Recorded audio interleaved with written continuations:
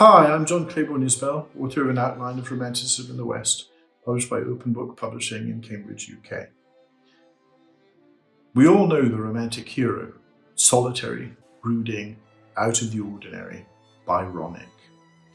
There is a disconnect between that hero and the society which they renounce, and that is well and good. There is space, after all, for misfits in this world. I argue, however, that talk of solipsism fundamentally misses the point of romantic art. It is in fact exactly half the romantic equation. From Moscow to Montevideo, 1776 to 1848, which is quintessentially the Romantic Age, this art was created amid nation building and revolution.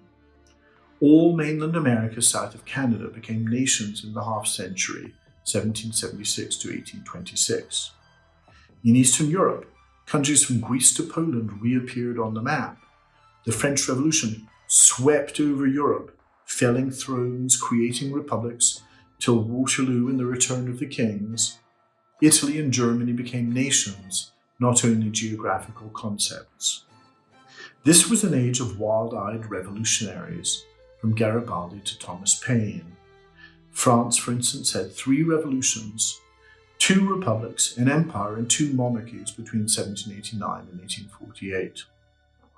It seems reasonable to suggest that an art produced in this era might reflect such world-shaking events, and I argue that Romantic art does just that. It is, like the United States Congress of 1787, like Bolivar or Garibaldi in South America, or Toussaint Louverture in Haiti, the people's voice.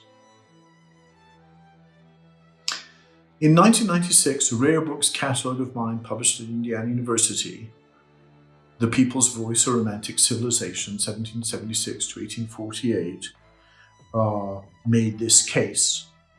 It covers 9 languages and stretches from Wordsworth to Bolivia, combining revolutions in art, music, and politics. But catalogues are piecemeal enterprises. This new monograph, An Outline of Romanticism in the West, narrates romantic art from 1776 to 1848 and across the Western world, embedding it in its revolutionary and nation-building context. The thesis here is twofold. First, that an implicit contract lies at the heart of romantic art throughout this vast terrain, one between the silent nation and the exceptional individual who represents it. Poets, writes Percy Shelley, are the unacknowledged legislators of the world. The nation credits this individual with its authentic and popular voice. The romantic hero thus embodies the nation, and Wordsworth or Byron, Hugo or Madame de Staël, Goethe or Novalis' Heinrich von Ofterdingen thus resemble Washington or Bonaparte.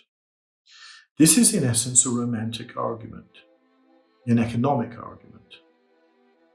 It is credit theory on which the modern world of paper money and representative democracy is anchored.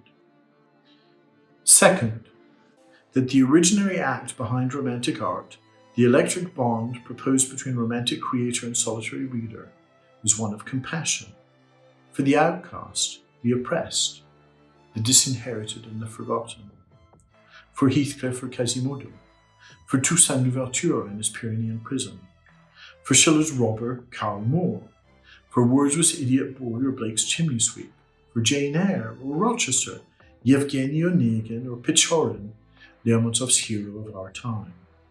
It is not coincidence that this age held its truths to be self-evident, proposed the rights of man and woman, and ended the Atlantic slave trade. What is then perhaps unique to Romanticism is the bond established between the outcast, the misfit, and the nation for which they speak. In this lies the weight of their authenticity. That weight is more than a novelty. It is revolutionary and, as such, a major threat to old regime Europe. Metternich's Austria exiled or imprisoned the Italian Romantics in 1820 to 1821 with reason. The threat to Austria was real and realized 40 years later when Garibaldi completed the expulsion of Austria from the entire peninsula. A new nation was formed. Nationalism has its own checkered history, but here at its birth, and the word international dates from this period. It dreamed of an end to thrones and empires, of silent nations being given voice, of representative democracy for all of history's lost and excluded. That is, I believe, a good thing, and the achievements of these dreamers were both real and in some ways absolute. It was France's first republic in 1794, amid the terror, that abolished slavery throughout French territories. Napoleon then restored it, much as Restoration Europe restored a king to Belgium after their revolution in 1830.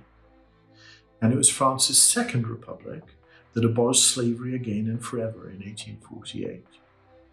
The nations of the West were born in a dream of freedom, and that is Romanticism's beating heart.